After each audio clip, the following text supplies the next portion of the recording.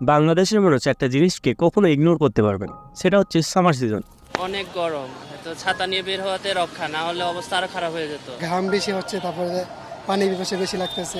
আমাদেরকে প্রতি বছরই এই সামার সিজনকে ফেস করতে হয়, এবং বিশেষ করে আমাদের মতন মিডল ক্লাসদের জন্য এটা খুবই ভয়ঙ্কর হয়ে ওঠে, কারণ আমরা না পারি হাই এক্সপেন্সিভ ইলেকট্রিসিটি অ্যাফোর্ড করতে, আর না পারি এই গরমের ভয়াবহতা থেকে বাঁচতে। বাংলাদেশে সামার সিজনে দুইটা চিত্র ফুটে ওঠে। একদিকে বড় লোকেরা ঘুরে বেড়ায় এসি গাড়িতে, ঘুমায় এসি বাড়িতে, এমনকি খেতেও যায় এসিওয়ালা রেস্টুরেন্টে।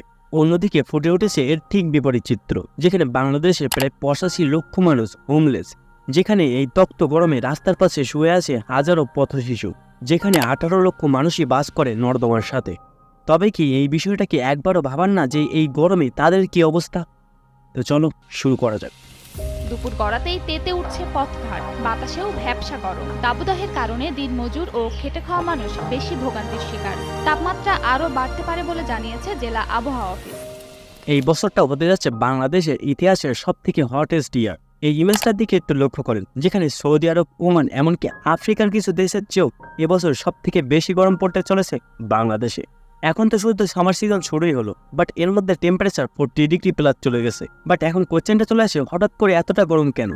এই ঘটনাটা কিন্তু এক বছরের না, বিগত কিছু বছরের টেম্পারেচারের দিকে যদি আমরা লক্ষ্য করি, তবে এটা সিরিয়াস লেভেলে ইনক্রিজ হচ্ছে, যেটা মানুষের দৈনন্দিন লাইফকে আনবিয়ারেবল করে তুলছে। এর কারণেই মূলত ইন্টারন্যাশনাল হ্যাপিনেস ইন্ডেক্সের মতে বাংলাদেশ পৃথিবীর মধ্যে 129তম হ্যাপিয়েস্ট কান্ট্রি। এবং এই লিস্টের দিকে যদি আমরা লক্ষ্য করি, তবে দেখতে পাবো এই লিস্টে 1 থেকে 10-এর মধ্যে 9টা কান্ট্রি এমন যে কান্ট্রির ওয়েদার কোল্ড। আর গরম কিন্তু মানুষের হ্যাপিনেসটাকেই শুধু ধ্বংস করছে না, তার সাথে দেশের জিডিপিটাকেও ধ্বংস করছে।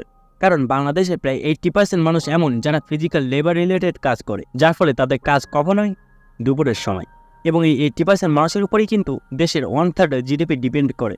আরেকটা রিসার্চে দেখা গেছে দুপুরের সময় মানুষের প্রোডাক্টিভিটি 10 থেকে 15% ড্রপ করে, যার ফলে ডিহাইড্রেশন হয় এবং কাজ করার ক্ষমতাও কমে যায়। আর বাংলাদেশের মানুষের এই প্রোডাক্টিভিটি লসের জন্য প্রতি বছরই দেশের জিডিপিতে 2.5% থেকে 4%-এর মতন লস হচ্ছে, যেটা হয়তো কয়েক বিলিয়ন ডলার্স। এই প্রচণ্ড গরমের হয়তো অনেক রিজনস রয়েছে, বাট যে মেইন রিজন সেটা হচ্ছে using AC. Enjoying the fresh air conditioner. বর্তমানে বাংলাদেশে প্রায় 10.26% মানুষের বাসাতেই এসি রয়েছে, যার জন্য কিসের প্রয়োজন? অধিক পরিমাণে ইলেকট্রিসিটি। আর এই ইলেকট্রিসিটি তৈরির মেইন যে এলিমেন্ট সেটা কি? Natural gas. বাংলাদেশের ইলেকট্রিসিটি তৈরিতে প্রায় 65% ইউজ করা হয় ন্যাচারাল গ্যাস, যেটা বাতাসের সাথে মিশে কী তৈরি করে? Carbon dioxide. আর এই কার্বন ডাইঅক্সাইড কী করে? Global warming. একটা রিসার্চে দেখা গেছে 4টা এসি যদি 10,000 ঘন্টা ধরে চলে, তবে যতটা পরিমাণ না কার্বন ডাইঅক্সাইড তৈরি করবে, একটা গাছ তার লাইফ টাইমে এতটা পরিমাণ অক্সিজেন তৈরি করতে পারে না। যেখানে একদিকে দেশের 90% মানুষই মরছে ইলেকট্রিসিটির কারণে, সেখানে অন্যদিকে এই ইলেকট্রিসিটিরই মিসইউজ হচ্ছে। এখন এই গরমের সলিউশনটাই বাকি। একটা রিসার্চে দেখা গেছে কোনো দেশের ক্লাইমেটকে যদি স্টেবল রাখতে হয়, তাহলে 25%-এর মতন ফরেস্ট এরিয়ার প্রয়োজন হয়। বাট বাংলাদেশে আছে কত পার্সেন্ট? মাত্র 13%। তাই গাছ লাগানো এবং পরিবেশ বাঁচানো এই সলিউশনকে আমরা মজার ছলে নিলেও এটাই এখন বাংলাদেশের হার্শ রিয়ালিটি। তাই মূলত climate change is a reality that we all have to accept. ক্লাইমেটকে হয়তো আমরা কন্ট্রোল করতে পারবো না, বাট রক্ষা তো করতে পারবো। So just keep trying.